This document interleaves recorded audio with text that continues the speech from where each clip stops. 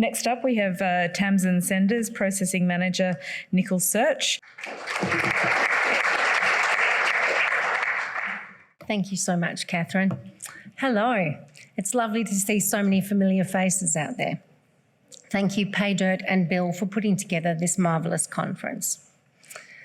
Well, this time last year, I was thinking of leaving the mining industry and retraining. I was struggling to see a vibrant future for my children, and the environmental promises made by industry and also by government seemed to be merely lip service. Today, I'm exhilarated when I go to work and I see a bright future. So what's changed?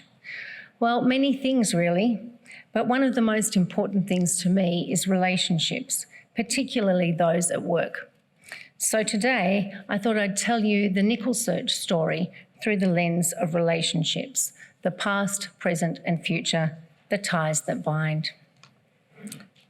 Our usual disclaimer, please read this at your leisure.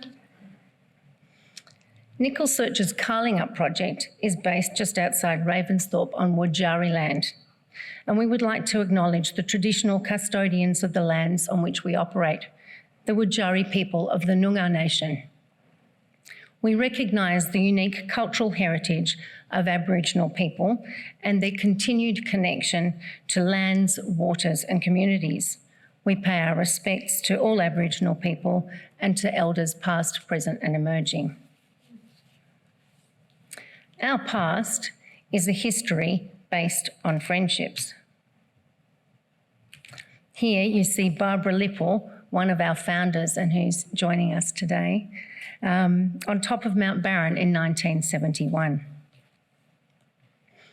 The NickelSearch story starts back in the mid-60s when 3 of our 4 largest shareholders were at university together.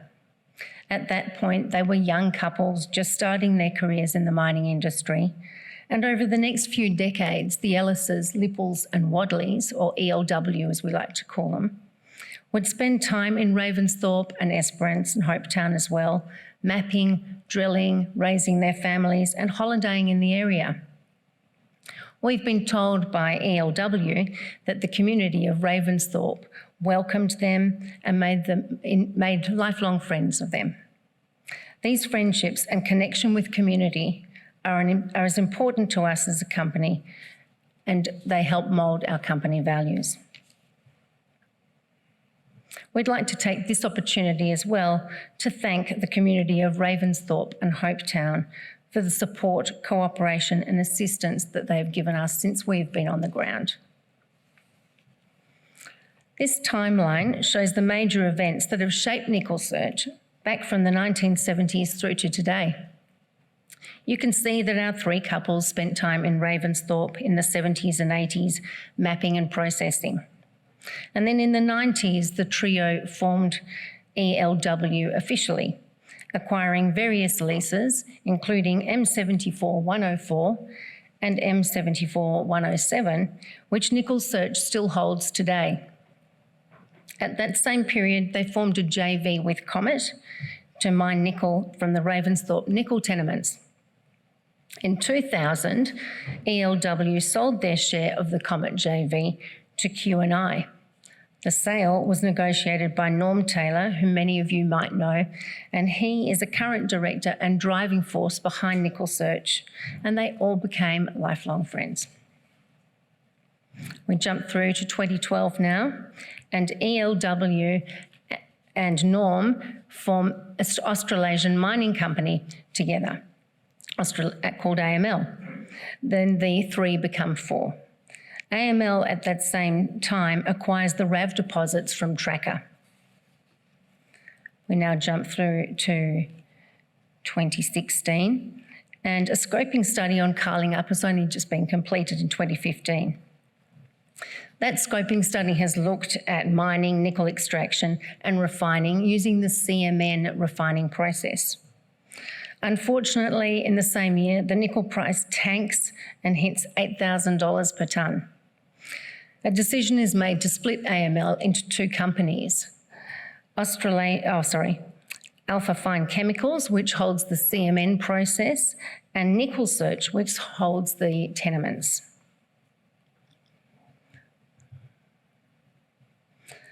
Our current tenement package is shown in this slide. We now hold a 107-kilometre parcel of land comprising 8 mining and 7 exploration licences. This is the first time since the mid-70s that one company has held almost the entire Bandalap ultramafic ground. Having this stable of tenements led to the company listing on the ASX on October 18, 2021. And with this expansion, our company has now grown to the current team, and everyone on this team has a link back, either directly or circuitously, back to the original 4 founders, all of whom still hold significant interest in the company. So that's our past, and leads us to the present day, where we are building on past relationships and strengthening our ties with the farmers and local community of Ravensthorpe.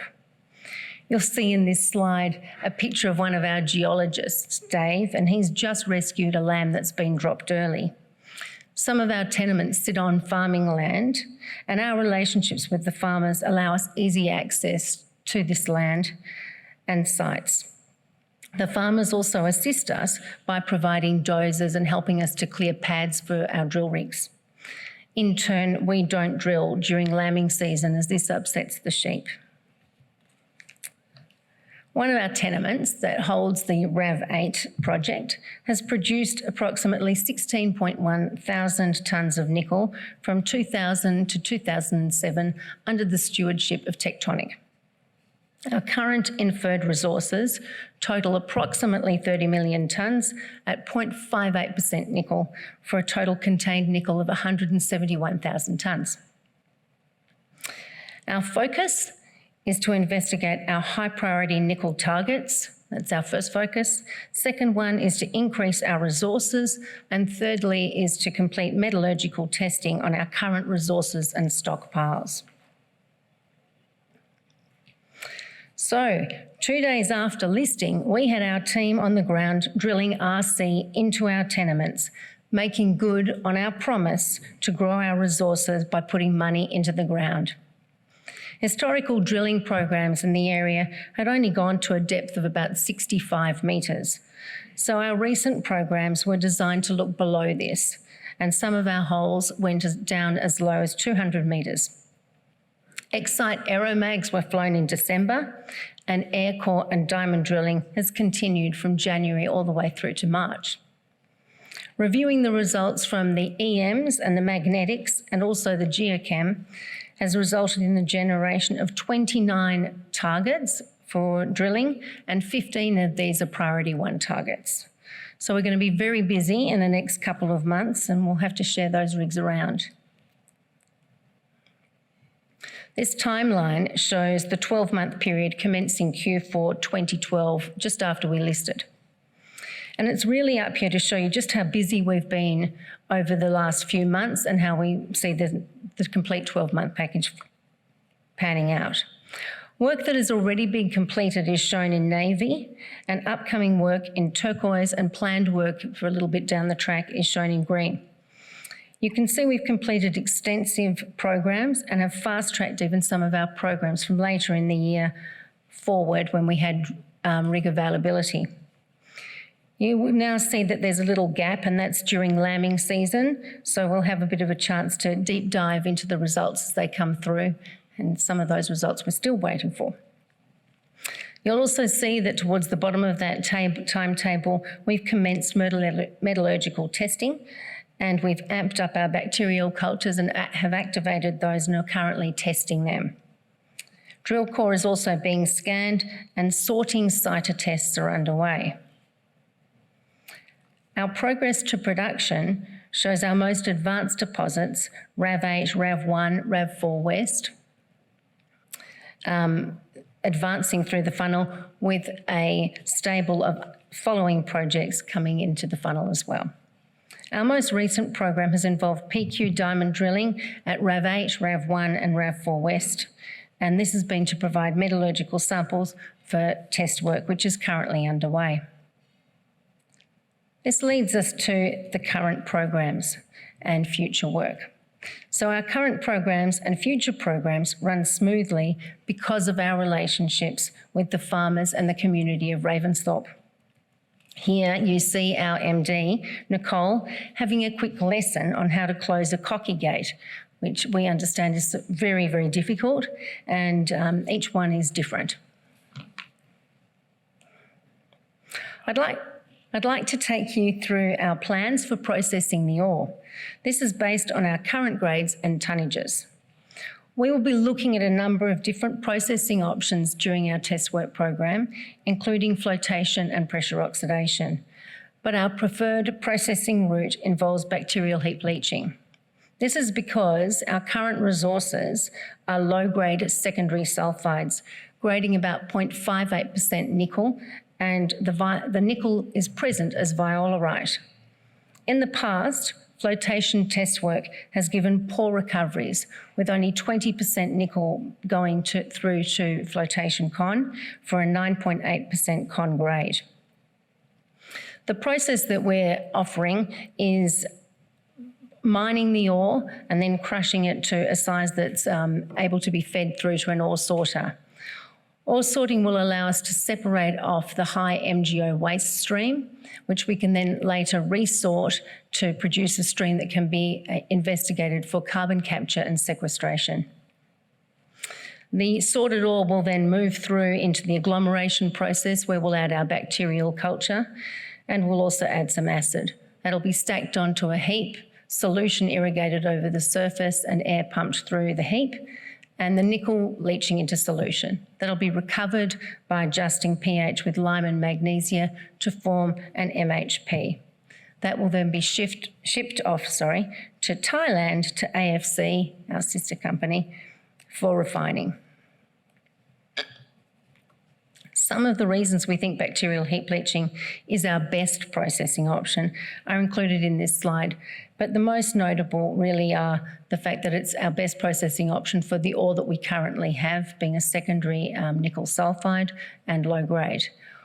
Also, we're able to utilise poor quality water on site because the bacteria are capable of surviving, in fact, operating in brackish water. Also, we can put a flexible feed grade in and different compositions of nickel ores. The bacteria are very flexible with that. We have a strategic relationship with AFC, and you'll recall we came from the same company. AFC has first right of refusal for the MHP that we produce at Carlingup. This is the CMN process that AFC are developing and putting into place in Thailand. This process looks a little complicated, but it's really just a series of loops where metals are exchanged. The first loops involve dissolving the nickel MHP in the magnesia. The soluble magnesium is loaded onto the organic, which is vasatic acid in this case. Magnesium-loaded organic contacts the soluble metals, and it swaps the magnesium for copper, nickel, cobalt, and other base metals that might be in solution. At that point, magnesium exits the system, and that can be used to make fertiliser. The next loop is purification of the loaded organic, and this really only involves contacting that loaded organic with a chloride stream, which causes anything other than nickel to clump together and detach from the acid. The nickel-loaded acid then advances and is stripped from the organic by raising the temperature to 60 degrees C, and then by dropping the temperature to 30 to 32 degrees, we have crystallisation taking place. There are many advantages to the CMN process, and a few of these are that it can accept a wide range of feeds, including black mass, MSP and MHP. Environmentally, the Scope 1 emissions are approximately half of those of comparable processes. And finally, the product that is made is a high purity product that feeds directly into the EV battery market. We're very excited to be involved with AFC on this technology. So that's our NickelSearch story of how relationships have shaped our past, present and future of the company. We believe our future is in Ravensthorpe, WA, and the relationships formed over 50 years ago are still important to us. Because of this, we've rented a house in town and we're establishing relationships with local businesses and service providers. We believe that when one wins, we should all win. NickelSearch has offered all of its stakeholders options in the company. We've been thrilled to see government recognising and incentivising the EV battery space, with notable grants taking place recently through the Modern Manufacturing Initiative. So this brings me back to my original question. What has changed my outlook from 9 months ago? Well, all of these things really, and I can now see a path forward, a brighter future for our planet and our children, and I'm really loving the energy that I've got working at NickelSearch. So we look forward to strengthening our relationships and building new relationships within the industry. Thank you very much for your attention.